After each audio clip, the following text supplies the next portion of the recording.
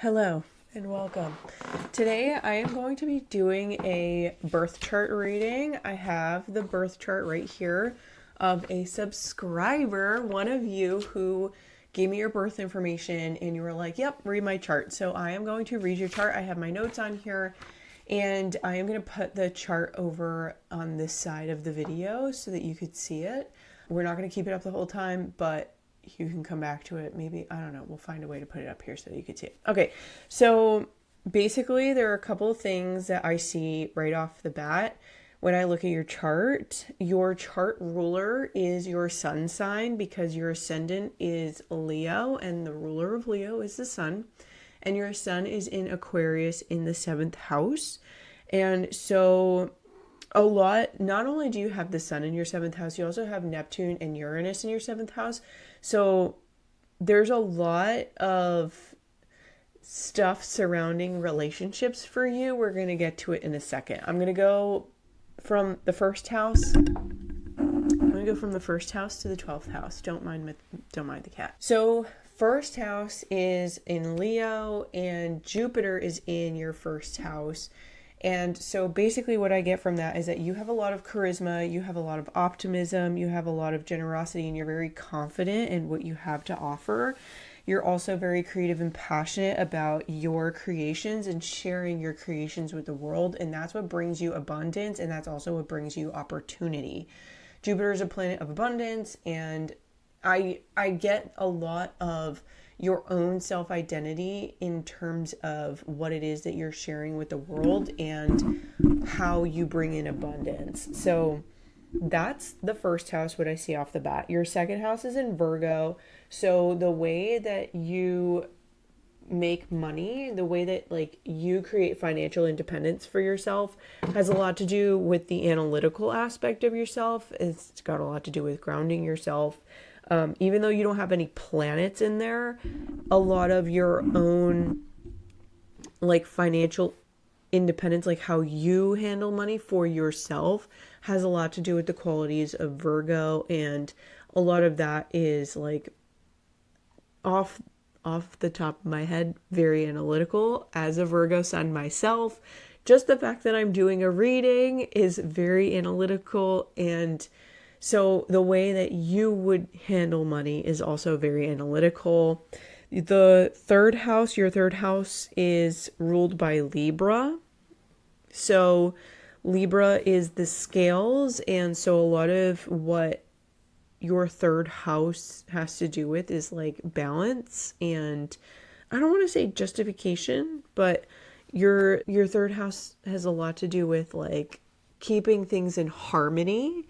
That's not the qualities of the third house, obviously, but the qualities of Libra ruling over your third house has a lot to do with the harmony that you have for your own wisdom, your own inner wisdom. And then your fourth house, which has a lot to do with your family, is ruled by Scorpio.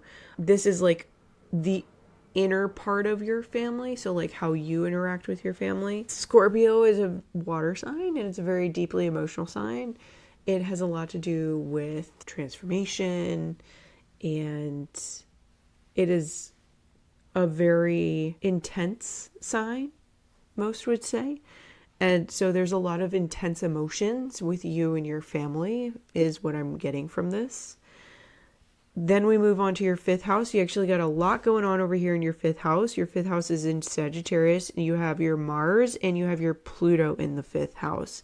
So the fifth house has everything to do with creativity. Also, what you create. So children, your passions, that is very much so a house of creativity. And so what I'm getting from this is that you're intensely passionate and creative. You enjoy exploring taboo subjects, and you have a renewed outlook on love, relationships, children, anything that has to do with creating. So you have a very fresh perspective on all of that, and you deeply explore and discover your passions and your creations. So anything to get to the point of creating something, you're on basically a journey of discovery.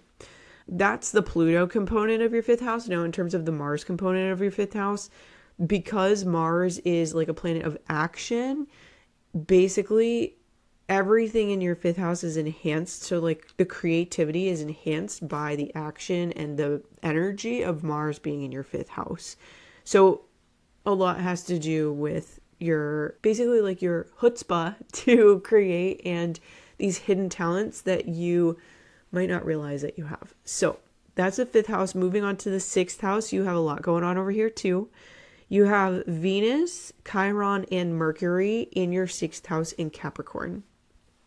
So you have a lot of healing that you're going to be going through in your life surrounding health, habits, routines, like self-care, your rituals, and you crave discipline in this area of your life. That's the Venus component, like the self-love component. You're looking for discipline in this area of your life. You bring a aspect of rational intelligence to your daily tasks, like a practicality or basically like an efficiency more or less, because your Mercury is also in your your sixth house in Capricorn.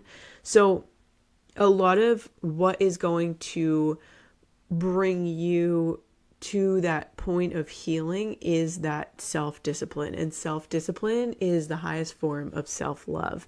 So that's a really interesting Chiron healing journey, and we haven't even gotten to the North Node yet. One other thing I forgot to mention though, and now that I'm looking for the North Node, because your healing journey is like what you're here to learn and how you're going to heal in this life. I brought up your North Node, but I didn't go over your South Node. Your South Node is in your fifth house in Sagittarius. So you're coming into this life with creativity, and you're coming into this life with wisdom and experiences around creativity. So that's going to help you in the direction of your North Node, which we're going to get to very soon. Yawning. Oh my God. So moving on from your sixth house to your seventh house, your sun is in your seventh house, your Uranus and your Neptune are all in your seventh house in Aquarius. So your seventh house is the house of relationships. A lot of what you're going to go through is embracing unconventional relationships, unconventional partnerships, and freedom and independence in your relationships and establishing yourself in that relationship. Basically, you're going to bring a quality of innovation and drive to contributing to society, which actually has a lot to do with your North Node being in the 11th house as well. That's Uranus in your seventh house, has a lot to do with your contribution. You're innovative and you contribute to society in your relationships. And Neptune adds a component of like romanticism and spirituality to all of these things. It basically helps you to foster a deeper emotional connection with those who you're in relationships with. And you're very like goal oriented as much as it is like, I feel like it's like more milestone oriented. So, and I say milestone oriented because we're in the house of relationships, and relationships have milestones, and it's like, oh, you have your first kiss, or oh, you go on your first date, or oh, like you're very milestone oriented because you carry that kind of like romantic vibe around your relationships. Like it's sweet. It's like it's like almost like a naive kind of quality. Not to say that's bad, it's just romantic, right? And there's a saying, I can't remember what it is right now. Different strokes for different folks, right? And you're romantic, that's your stroke. So you got to find a folk who likes the romantic stroke, right? All right, so 8th house is in Pisces. So 8th house has to do with like debt, sex, death, like a lot of taboo kind of topics. Like I always think of how you use money outside of yourself, because the 8th house is directly opposite of the 2nd house. And so if the 2nd house is financial independence, then the 8th house is like financial dependence.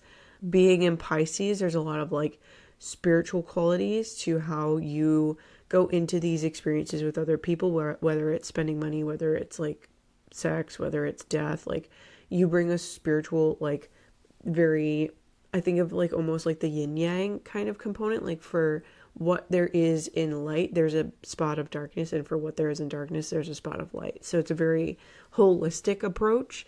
Your ninth house, which is a lot to do with like your travel, your education, your wisdom, is in Aries. So you have a lot of fiery energy there.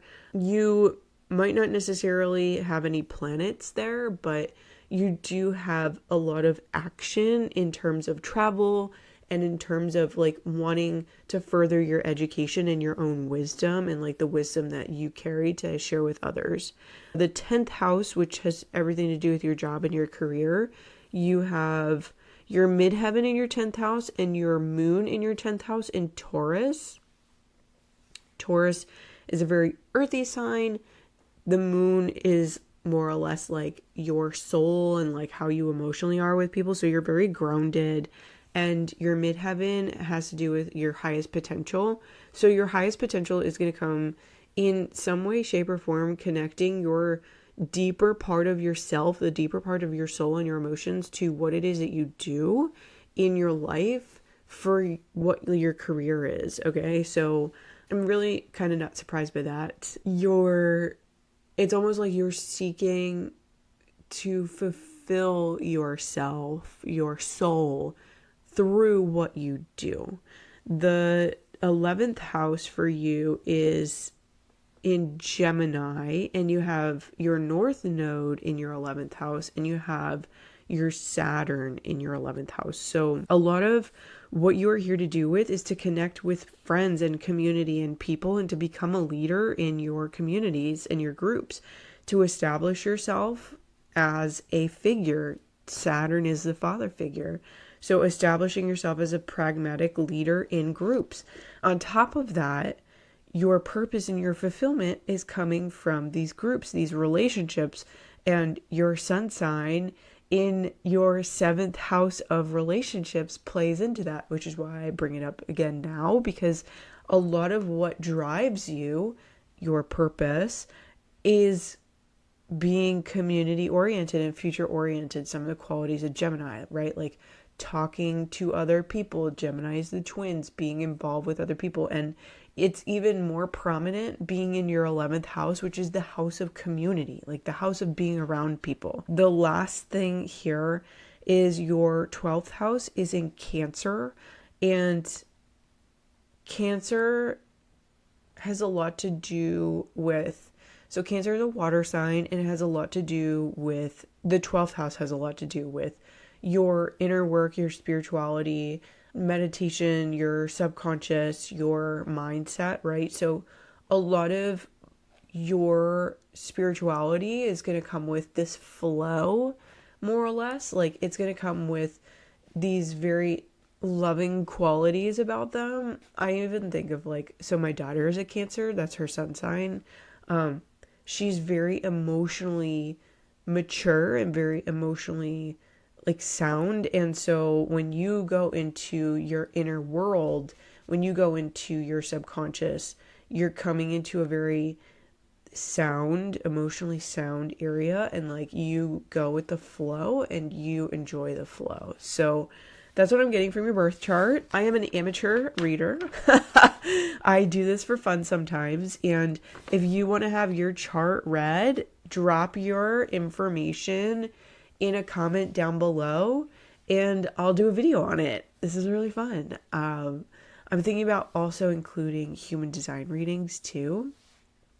But I really enjoy the birth chart readings because I enjoy the astrology side of things lately. So if you want your chart read in a video, by all means, drop your information down in the comments. I'll make a video for you.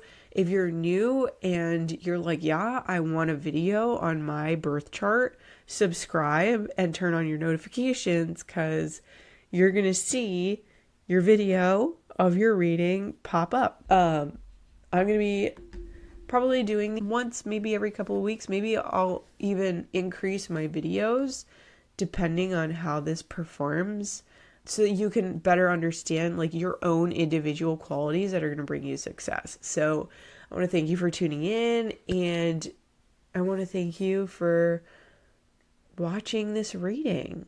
And I want to encourage you to drop your information down below for your own reading. Okay, that is it. Thank you for tuning in. I'll see you later. Bye.